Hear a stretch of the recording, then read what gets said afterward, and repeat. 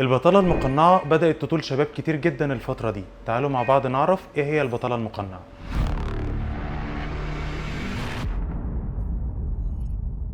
البطالة المقنعة هي ان في شباب كتير بيشتغلوا في وظائف بعيدة تماما عن مؤهلاتهم. يعني تخيل مثلا شخص معاه شهادة جامعية او مؤهل عالي وبيشتغل في وظيفة بعيدة تماما عن مؤهله، وده تحدي كبير بيواجهه كتير من الشباب الفترة دي في مصر. ولما فكرنا ازاي نتخلص منها، فكرنا اننا نوصل لشركات متوفر فيها فرص عمل كتير ومختلفة في مجالاتهم. بدأنا نجمع الشركات دي بشباب متوفر عندهم مؤهلات بتناسب مجالاتهم.